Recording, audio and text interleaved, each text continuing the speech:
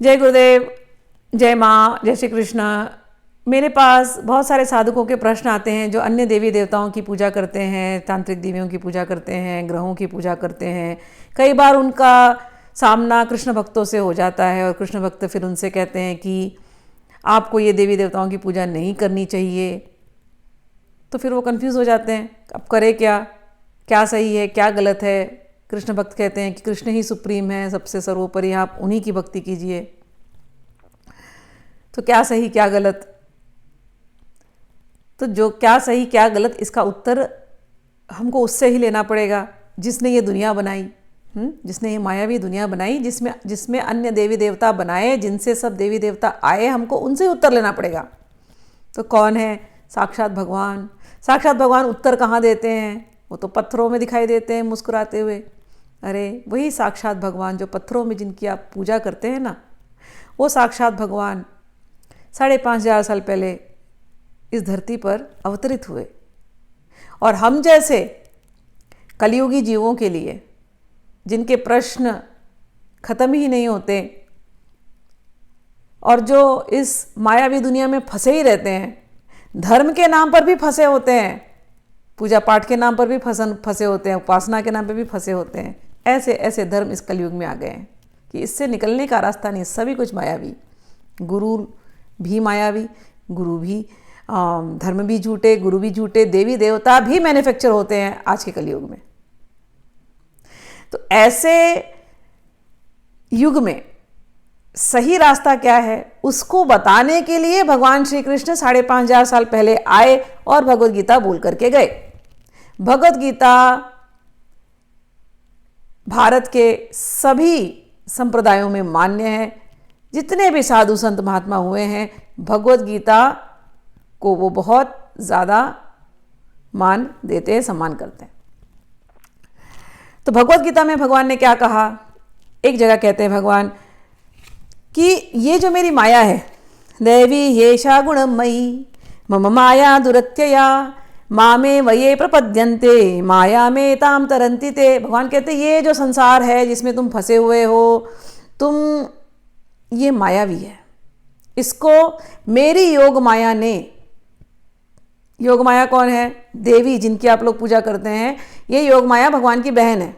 तो आप लोग कन्फ्यूजन हटा करके चलना, ठीक है? योग माया भगवान की बहन है। योग माया भगवान की लीला में सहयोग देने के लिए, भगवान की इच्छा है कि संसार बनाई जाए, योग माया सहयोग देने के लिए ऐसी मायावी दुनिया बनाती हैं जिसमें हम सब फंसे होते हैं। भगवान कहते हैं देवी है ये जो माया है देवी है। देवी येषा गुणमयी मम मम माया दुरत्यया। ये जो मेरी माया है इसमें 3 सात्विक राजसिक गुणों में सभी फंसे हुए हैं, लेकिन मामे वये प्रपद्यन्ते, जो मेरी शरण ग्रहण कर लेते हैं, माया में ताम तरंती ते, वो इस माया से बाहर निकल जाते हैं। ये इल्यूजन, इस इल्यूजन से वो बाहर निकल जाते हैं। भगवान ने आगे जाकर के 4 तरह के भक्त बताए जो भगवान को सरेंडर नहीं करते, भगवान की तरफ नहीं जाते। वो इस माया में इतने फंसे हुए हैं, उनको भगवान से कुछ लेना देना नहीं, वो भगवान को मानते भी नहीं। तो कहते हैं कौन कौन? एक तो मूढ़ होते हैं, ठीक, मूढ़ यानी पागल, फुलिश। दूसरे होते हैं नराधम, दिखने में तो ह्यूमन मनुष्य दिखाई देते हैं, लेकिन मनुष्य से भी बदतर, लोवेस्ट कैटेगरी। ऐसे जो मनुष्य होते हैं वो भगवान की तरफ नहीं जाते। एक और कैटेगरी है माया अपहृत ज्ञान। ज्ञानी तो बहुत है, लेकिन माया ने उनके ज्ञान को अपहरण कर लिया, जिससे वो इस माया में फंसे ही हैं, वो निकल नहीं सकते बाहर। कभी इन कैटेगरीज के ऊपर कभी नेक्स्ट क्लास में बताऊंगी, अभी के लिए इतना ही समझते हैं। और एक होते हैं आसुरी भाव में जो आश्रित होते हैं। ये 4 प्रकार के लोग कभी भगवान को सरेंडर नहीं करते। भगवान आगे जाके कहते हैं 4 प्रकार के लोग हैं जो मेरा भजन करते हैं। कौन? चतुर्विधा भजन्ते माम जना सुकृतो अर्जुन आर्तो जिज्ञासुरर्थार्थी ज्ञानी च भरत ऋषभ। कहते हैं कि 4 प्रकार के लोग हैं जो हमेशा मेरे पास ही आते हैं। कौन? आर्तो, आर्त यानी बड़ा दुखी इंसान। अर्थार्थी, जिसको धन की इच्छा हो, कोई कामना हो। जिज्ञासु, जिसको बहुत प्रश्न आ रहे हैं अध्यात्म को लेकर के, भगवान को लेकर के, देवताओं को लेकर के, स्पिरिचुअल क्वेश्चंस, मटेरियल क्वेश्चंस, जिज्ञासु, ये भी मेरी तरफ आते हैं। और चौथा होता है ज्ञानी। लेकिन ज्ञानी वो होता है जो इन तीनों लेवल से ऊपर उठ गया। आर्थ यानी दुखी, अब दुख नहीं उसके अंदर, अर्थार्थी, उसे कोई चीज़ की कामना भी नहीं है, हाँ, लेकिन जिज्ञासा बहुत है। जिज्ञासा करते करते करते वो ज्ञान ढूंढने लगता है। ज्ञान ढूंढते ढूंढते वो गीता पढ़ता है, भागवत पढ़ता है, संतों के साथ सत्संग करता है, और करते करते इतनी प्यूरिफिकेशन हो जाती है कि एक लेवल पे पहुंचता है जहां उसकी दशा ऐसी हो जाती है, अन्याभिलाषिता शून्यम ज्ञान कर्मादि अनावृतम आनुकूल्येन कृष्णानु शीलनम भक्तिरुत्तमा। प्यूरिफिकेशन होते होते होते होते वो ऐसी भक्ति उसकी हो जाती है, भगवान श्री कृष्ण के प्रति उसकी भक्ति सुदृढ़ हो जाती है। उत्तम भक्ति का डेफिनेशन यही है, अन्याभिलाषिता शून्यम, जब कोई अभिलाषा आपके अंदर रही नहीं। ज्ञान कर्मादि अनावृतम, ज्ञान कर्म इत्यादि ये सब जो ढूंढ रहे, सब जो कर रहे हैं, अब इसको भी करने की इतनी इच्छा नहीं रही। क्यों? हमने अपने आप को भगवान कृष्ण के प्रति सरेंडर कर दिया। आनुकूल्येन कृष्णानुशीलनम, हम वही करने लगे जिससे भगवान श्री कृष्ण हमसे प्रसन्न हो। जब हम ऐसा जीवन जीने लगते हैं तो ये जो भक्ति होती है इसको कहते हैं उत्तमा भक्ति। तो कई लोगों के मन में आता है ये उत्तम भक्ति है, भगवान कृष्ण ऐसा कहते हैं। हाँ जी, भगवान कृष्ण ऐसा कहते हैं। भगवान श्री कृष्ण, तो क्या हम लोग जो देवी देवताओं की भक्ति करते हैं हमको भगवान कृष्ण नहीं देखते? भगवान कृष्ण बड़े प्यारे हैं, सबको देखते हैं, सब भगवान के अंश। भगवान कहते हैं उदारा सर्वे वैते ज्ञानी त्वात्मैव मे मतम वास्थित सही युक्तात्मा मामेवानुत्तमाम गतिम। भगवान कहते हैं ये सारे चारों, आर्थ हो चाहे अर्थार्थी हो चाहे जिज्ञासु हो चाहे ज्ञानी हो, कहते हैं ये चारों के चारों बड़े मैग्नानिमस हैं, ये सब मुझे पसंद हैं। तो आप लोग चिंता मत करिए जो लोग अन्य देवी देवताओं के भक्त हैं, चाहे आपको कोई बाहर वाला कुछ भी कहे, भगवान कहते हैं आप भी मेरे प्रिय हैं। कह रही हैं क्यों? क्योंकि आप सब लोग डायरेक्टली या इनडायरेक्टली मेरे तरफ ही आए हैं। कहते हैं लेकिन एक क्लॉज डाल देते, इनमें जो ज्ञानी है, जिसका ज्ञान विशुद्ध हो चुका, वो बिल्कुल मेरे जैसा है और वो मुझे बड़ा प्रिय है। तो प्रश्न ये होना चाहिए अब, ज्ञानी कौन है? भगवान आपने कह दिया हम सब प्रिय हैं, आर्थ अर्थार्थी जिज्ञासु ज्ञानी हम सब प्रिय हैं। तो ज्ञानी कौन है? भगवान अगले श्लोक में उसका डेफिनेशन देते हैं। श्लोक नंबर 19, चैप्टर 7, श्लोक नंबर 19। बहुनाम जन्म जन्मांते ज्ञानवान मां प्रपद्यते वासुदेव सर्वम इति स महात्मा सुदुर्लभः। भगवान कहते हैं अरे ज्ञानवान वो है जो बहुत बहुत जन्मों में अपने आप को पवित्र करके उसका ज्ञान इतना विशुद्ध हो जाता है कि वो ये जानने लगता है वासुदेव सर्वमिति, जो कुछ भी मैं जहां देखूं, जिसको भी देखूं, जड़ चेतन जहां भी नजर जा रही है, सब में केवल मेरे वासुदेव ही रहते हैं। जिसका ज्ञान, जिसका रियलाइजेशन ऐसा हो गया, भगवान कहते हैं वही ज्ञानी है। ये भगवान का क्लियर कट डेफिनेशन है। ज्ञानी यानी वासुदेव सर्वमिति स महात्मा सुदुर्लभः। उपनिषदों में पढ़ने जाएं तो एक जगह कहीं किसी पुराण में मैंने पढ़ा था, उपनिषद या पुराण में, कि कई जन्मों तक हमारे यहाँ पंच देवता की कल्पना या बात कही गई है कि कई जन्मों में सूर्य भगवान की उपासना करने से उसके फलस्वरूप आप गणेश जी की उपासना करने लगते हैं। गणेश जी की उपासना करने के बाद फलस्वरूप आप देवी जी की उपासना करने लगते हैं। देवी जी की उपासना करने के बाद फलस्वरूप आप शिव जी की उपासना करते हैं और शिव जी अल्टीमेट गुरु हैं। शिव जी जब किसी पर कल्याण करने का सोच लेते हैं, शिव जी किसी का कल्याण करने का, तो शिव जी उनको भगवान श्री कृष्ण से जोड़ देते हैं। और सेम वे भी देवी हो चाहे कोई भी हो, जब आप इनमें से किसी भी देवता के पास अपनी इच्छाओं के लिए नहीं जाएंगे, केवल मुक्ति के लिए, केवल प्रेम के लिए, तो आपकी भक्ति सही चल रही है। चिंता मत कीजिए, आपकी भक्ति बिल्कुल सही चल रही है। ये एक ना एक दिन आपको जोड़ देंगे भगवान से। जब तक आप इच्छाओं के लिए जाते हैं भगवान के पास, तब तक भक्ति अभी निम्न कोटि की, अभी उच्च कोटि की भक्ति नहीं है। आगे भगवान कहते हैं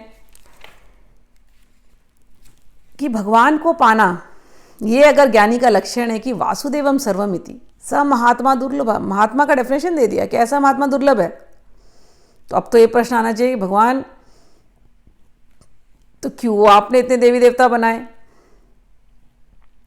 और सिंपल स्टेटमेंट है कि हमें आपको जानना चाहिए, लेकिन हम आपको जान नहीं पाते। हमारी भक्ति तो बाकी देवताओं में है, तो भगवान ऐसा क्यों हो रहा है। उसका भगवान उत्तर देते हैं। भगवान कहते हैं, पहले उन्होंने कहा कि बहुत बहुत जन्मों के बाद कोई व्यक्ति मुझे सरेंडर करता है, तो सरेंडर कर क्यों नहीं रहे, अभी क्यों नहीं कर रहे, सुनने के बावजूद क्यों नहीं कर रहे हैं। भगवान कहते हैं, क्यों अन्य देवी देवताओं के प्रति जा रहे हैं। भगवान कहते हैं, कामैस्तैस्तैर्हित ज्ञानः प्रपद्यन्ते अन्य देवताः तम तम नियमम आस्थाय प्रकृत्या नियता स्वया।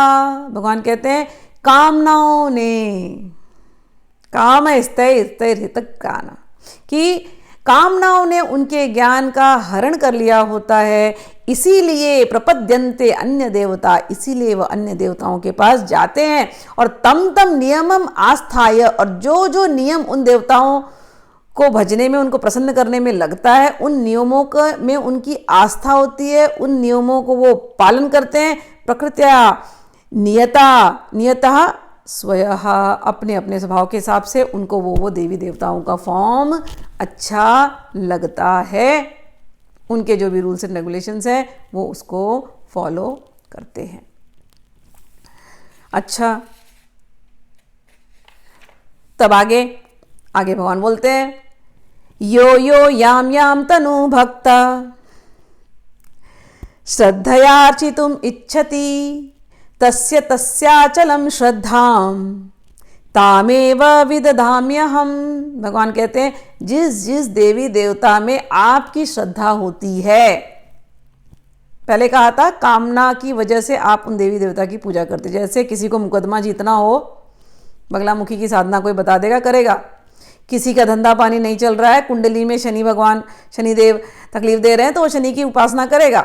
मंगल ठीक नहीं है, मंगल की उपासना करेगा। क्यों कर रहा है, कामना। इतने दिन तो नहीं किया था शनि की उपासना या इसकी उपासना। कोई बोल दे काली माँ के जप से आपके जीवन में प्रॉब्लम आने वाली है, आप करेंगे काली माँ का जप? आप नहीं करेंगे। प्रेम से, कि जैसे रामकृष्ण परमहंस ने काली माँ का जप किया, प्रेम के लिए, कोई मांगने के लिए नहीं किया था।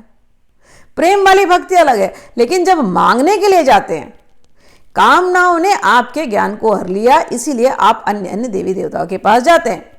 बीच में हमारे यहाँ पिक्चर निकली थी, जय संतोषी माँ। संतोषी माँ के भगत हो गए। संतोषी माँ का किस पुराण में, किस उपनिषद में लिखा गया है, मुझे आज तक नहीं मिला। तो ऐसे हमारे यहाँ इतने देवी देवता बनाए गए हैं, और उनके साथ ये जोड़ दिया गया कि ये कामना पूरी करने के लिए ये देवी देवता की साधना करो। तो इसलिए आप उन देवी देवताओं के पास जाते हैं। तो भगवान कहते हैं, फिर भी आप उन देवी देवताओं की श्रद्धा से आप अर्चना करते हैं, लेकिन मैं, लिखा है यहाँ पर बहुत, मैं ही सबके हृदय में परमात्मा बनकर निवास करता हूं। मैं ही सबके हृदय में श्रद्धा बढ़ाता हूं उन देवी देवताओं के प्रति। अगर किसी को ललिता त्रिपुर सुंदरी के प्रति भावना आ गई, जो भी इच्छा से, तो आपके हृदय के अंदर बैठे भगवान श्री कृष्ण वही उस श्रद्धा को बढ़ाते हैं कि आप ललिता त्रिपुर सुंदरी की साधना कीजिए। क्योंकि आपके अभी जो भक्ति होनी चाहिए, विशुद्ध भक्ति की, कामना रहित, निष्काम भाव से, पूरी गीता निष्कामता की तरफ ले जाती है। अभी निष्काम हुए नहीं, अभी आपके अंदर बहुत इच्छाएं हैं, तो अभी आप कृष्ण की तरफ सरेंडर कर ही नहीं सकते।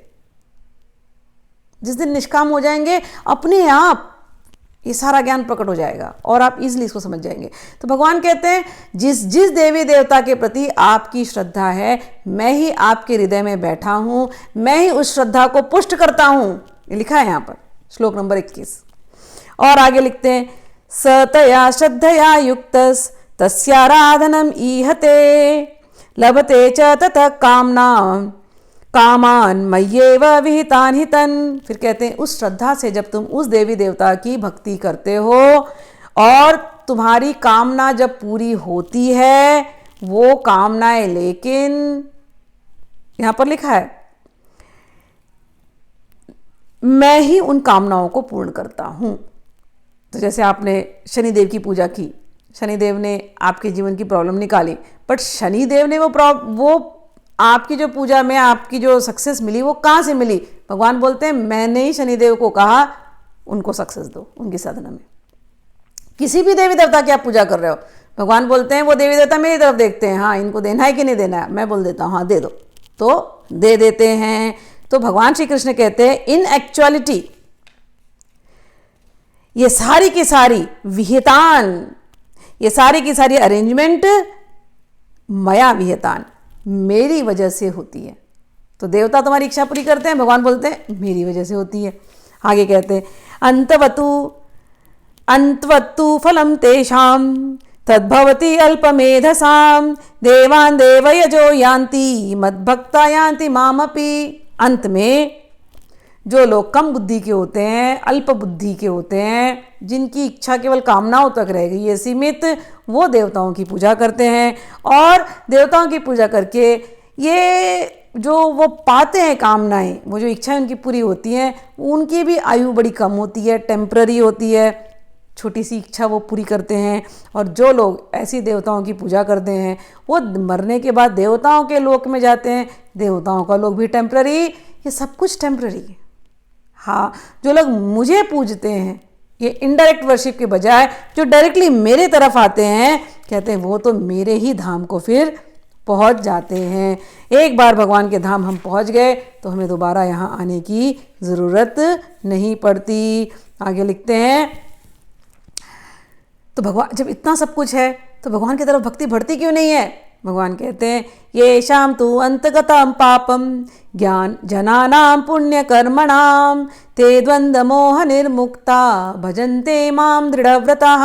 जिन भगवान कहते हैं एक चीज़ होनी चाहिए कि द्वंद्व आपके जीवन से निकल जाए।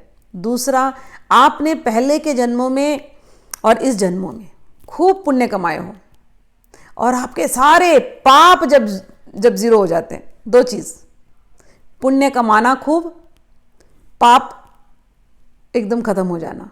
जब ऐसा होगा तब आपके मन से सारे द्वंद्व निकल जाएंगे। जब सारे द्वंद्व निकल जाएंगे तब आप जाकर के भगवान श्री कृष्ण का भजन दृढ़ व्रत होकर के करेंगे। और इसी के ये जब चैप्टर शुरू हुआ था, पहला श्लोक भगवान ने बहुत सुंदर कहा अर्जुन को। भगवान कहते हैं मय्या सक्त मना पार्था योगम युंजन मदाश्रयः असंशयम समग्रम माम यथा ज्ञास्यसि तच्छृणु। भगवान कहते हैं अपने मन को मुझ में आसक्त कर दो, मेरा आश्रय ले लो। ऐसा करने से तुम मुझे पूरी तरह से जान जाओगे, इसमें कोई संशय नहीं है। सो जो लोग अभी देवी देवताओं की भक्ति करते हैं, ये बात समझ लीजिए, आपकी जो श्रद्धा है वो देने वाले भगवान श्री कृष्ण हैं। आपको जो फल मिल रहा है वो भी सैंक्शन करने वाले भगवान श्री कृष्ण हैं। हाँ, बीच में ये देवी देवता बैठे हुए हैं। आप उस सत्य को नहीं जान रहे हैं क्योंकि आपने गीता पढ़ी नहीं। जिस दिन आप गीता पढ़ेंगे वो सत्य आपके सामने, जैसे आज मैंने प्रकट किया, ये प्रकट हो जाएगा। लेकिन इतनी जल्दी आप भगवान श्री कृष्ण को सरेंडर नहीं कर पाते हैं। क्यों नहीं कर पाते हैं? क्योंकि पहले जन्मों के पुण्य उतने इकट्ठे हुए नहीं, इस जन्म के इतने पुण्य इकट्ठे हुए नहीं। जिस दिन पुण्य इकट्ठे हो जाएंगे, पाप खत्म हो जाएंगे, सारे द्वंद्व खत्म होकर के आप भगवान श्री कृष्ण को सरेंडर कर देंगे। आपका मन भगवान श्री कृष्ण में जुड़ जाएगा और आपको भगवान कृष्ण का पूरा ज्ञान हो जाएगा। जय श्री कृष्ण, हरि बोल।